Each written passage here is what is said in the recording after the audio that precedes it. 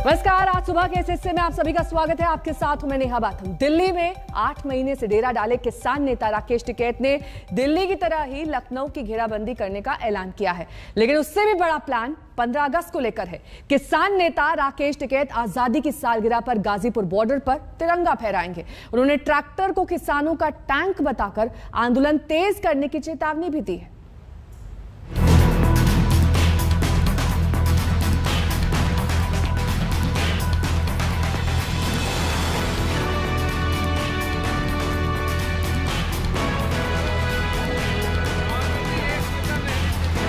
जिस गाजीपुर बॉर्डर पर किसानों का तंबू गड़ा है, जहां से कृषि कानून के खिलाफ आवाज बुलंद हो रही है, जहां से राकेश टिकैत ने मोदी सरकार के खिलाफ मोर्चा खोल रखा है, वहीं पर ट्रैक्टर रैली से किसान दिखाएंगे ताकत। कुछ ऐसा ही प्लान है भारतीय किसान यूनियन के नेता राकेश टिकैत का। आंदोलन का केंद्र बिंदु बने राकेश टिकैत गाजीपुर बॉर्डर पर 15 अगस्त को तिरंगा लहराएंगे, केंद्र के खिलाफ जोर आजमाइश करेंगे। 15 अगस्त का तो ये है कि 15 अगस्त को तो झंडा फहराएंगे सब जगह। क्या झंडा फहराना, देश में तिरंगे झंडे को फहराना कोई अपराध है क्या? आज भी तिरंगे झंडे लगे हुए हैं सब जगह, तो 15 अगस्त को भी हम अपने बॉर्डरों पे झंडे फहराएंगे, तिरंगा, नेशनल फ्लैग, और उसकी हाइट भी करीब 20 फुट के आसपास होगी। बड़ा पोल लगा के उस पर तिरंगा झंडा, बड़ा तिरंगा झंडा लगाएंगे वहां पे, और सारे बॉर्डर पर लगाएंगे। हम अपने गांव में भी लगाएंगे, ट्रैक्टर पे भी लगाएंगे, बड़े तिरंगे झंडे लगाएंगे। टिकैत ट्रैक्टर को किसी टैंक से कम नहीं आंकते। उन्हें लगता है कि ट्रैक्टर का पहिया जैसे जैसे तेज घूमेगा, सरकार की धड़कनें बढ़ती जाएंगी। सरकार के साथ कई दौर की बातचीत हो चुकी है, लेकिन आंदोलनकारी किसान और सरकार के बीच कोई रास्ता नहीं निकल सका।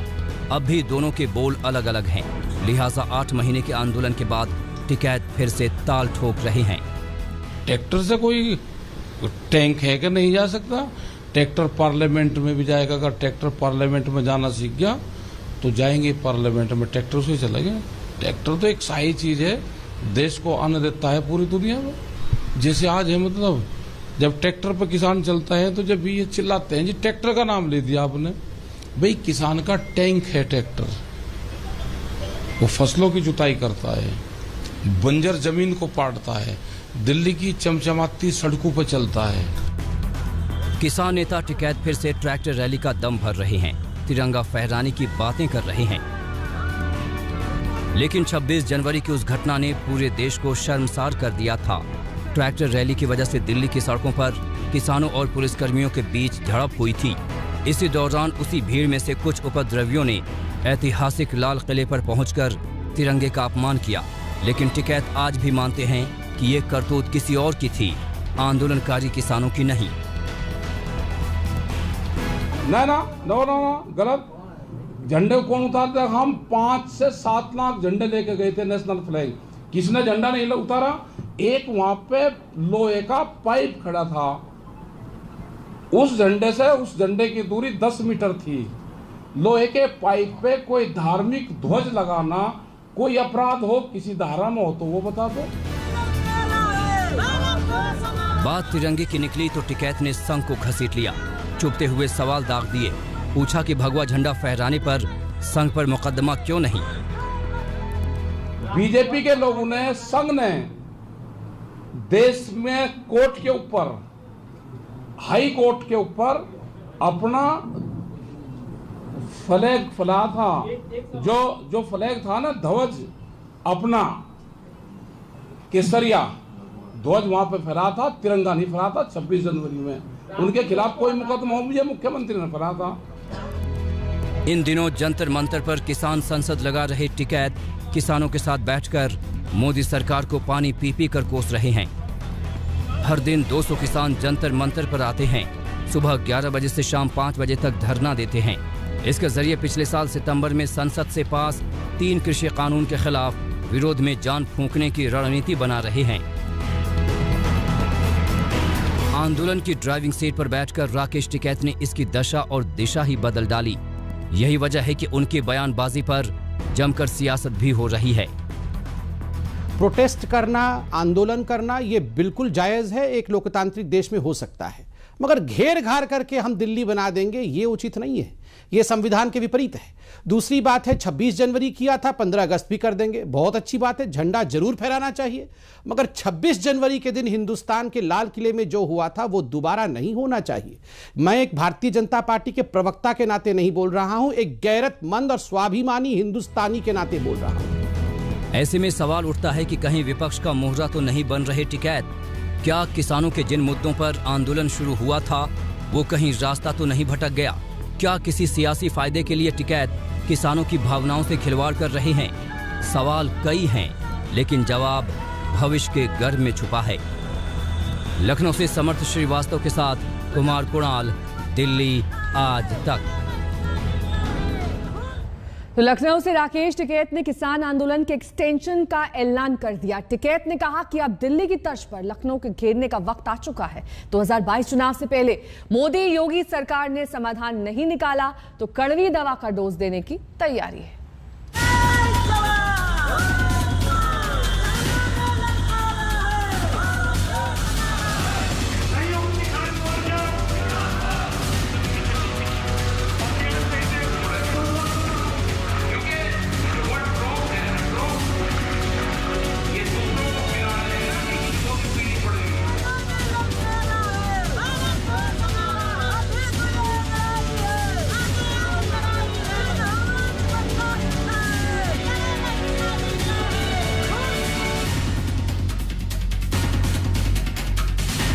नहीं काम होगा, वो आंदोलन बन रहा है हमारा पूर्ण रूप से।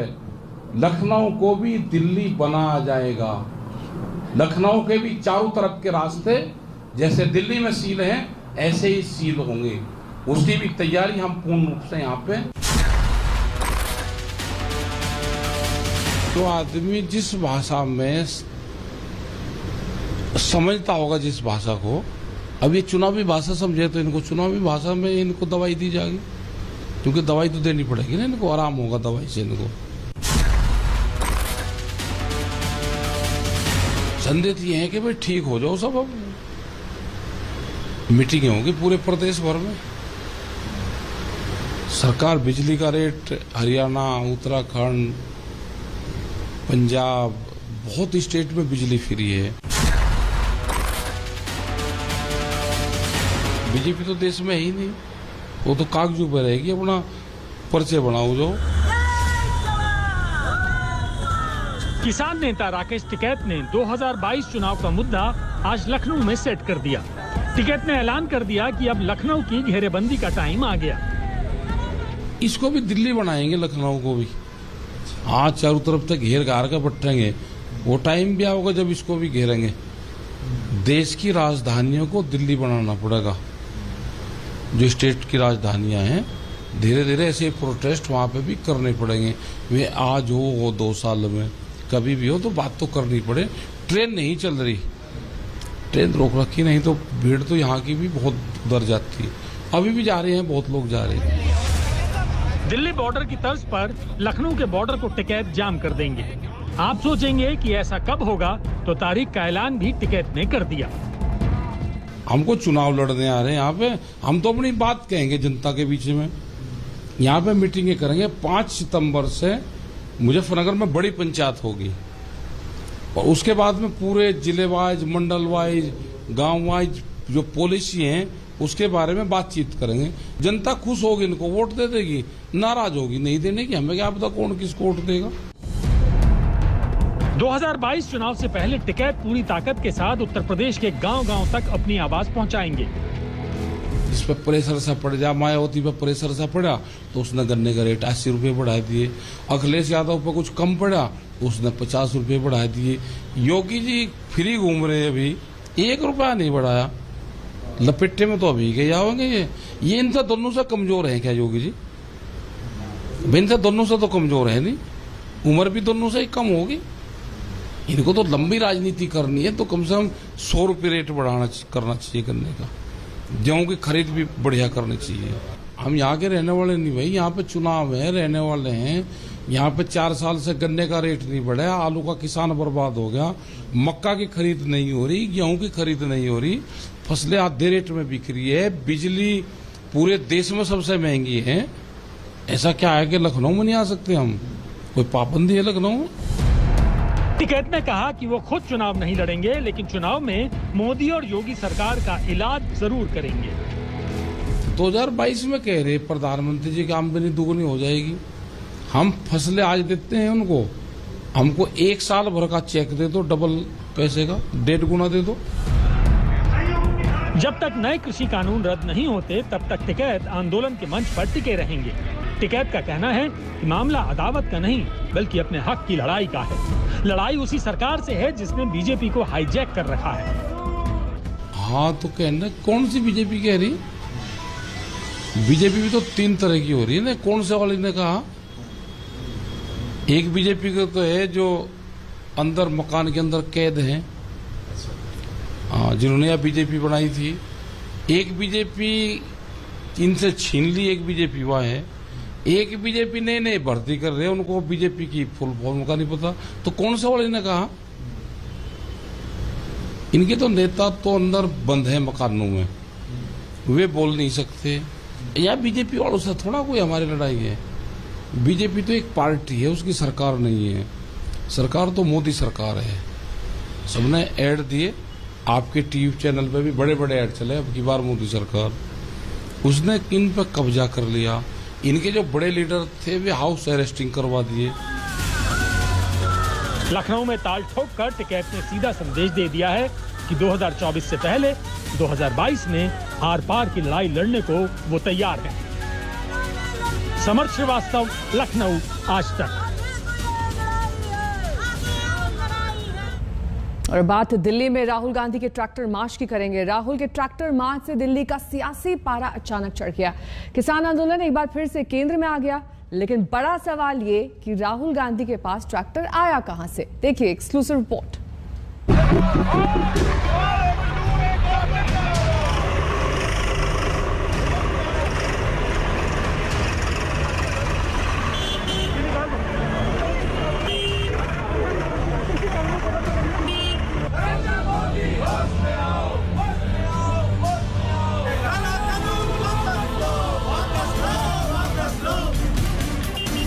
दिल्ली के अति संवेदनशील, अति विशिष्ट इलाके में ट्रैक्टर चलाते राहुल गांधी। राहुल गांधी के ट्रैक्टर मार्च का ये वीडियो कल दिन भर सियासी घमासान का सबब बना।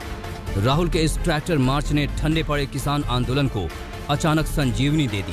किसानों का मैसेज है, उसको हम पार्लियामेंट तक लाए हैं।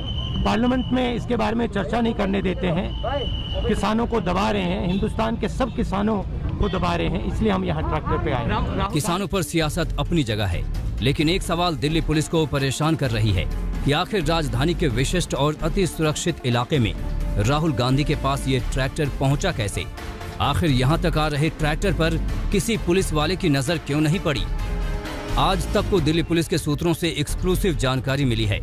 सूत्रों के मुताबिक ये सब अचानक नहीं हुआ, बल्कि कई दिनों से ट्रैक्टर मार्च की तैयारी चल रही थी। नई दिल्ली के इलाके में ट्रैक्टर को बड़े ट्रक में छुपा कर लाया गया था। इसे एक वीआईपी शख्स के घर लाया गया। ट्रैक्टर ट्रक में लाने के लिए एक सांसद की चिट्ठी का इस्तेमाल किया गया। चिट्ठी में बताया गया था कि ट्रक में सांसद का कुछ जरूरी सामान आ रहा है।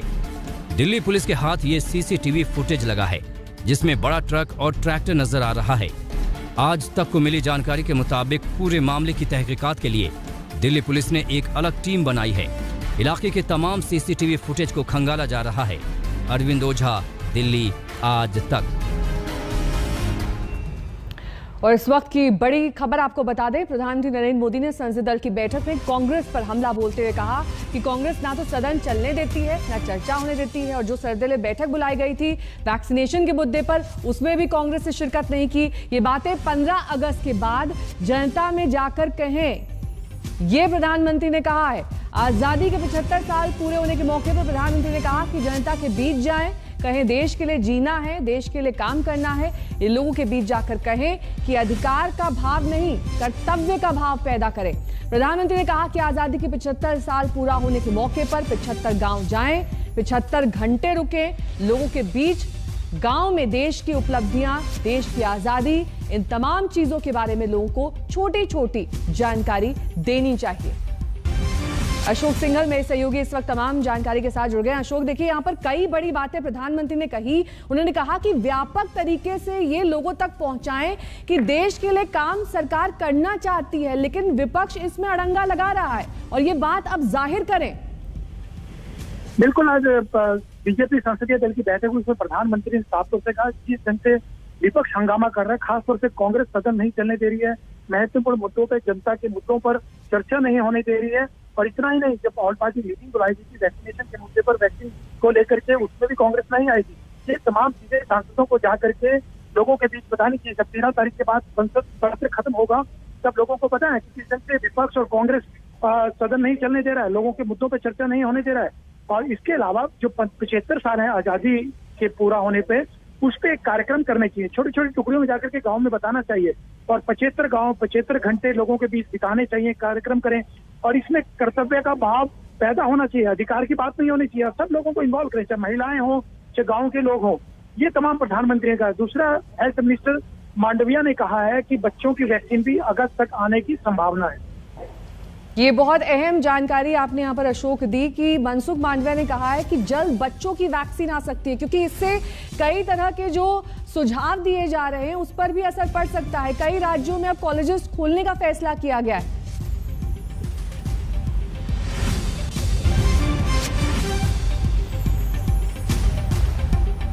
येदियुरप्पा कर्नाटक के मुख्यमंत्री पद से इस्तीफा दे चुके हैं। आज उनके उत्तराधिकारी का नाम का ऐलान किया जा सकता है। इस बीच आज सुबह वो गायों को चारा खिलाते नजर आए। अगला सीएम कौन होगा, इस सवाल से येदियुरप्पा ने खुद को अलग रखा है। वो कह चुके हैं कि किसी के नाम का प्रस्ताव नहीं देंगे।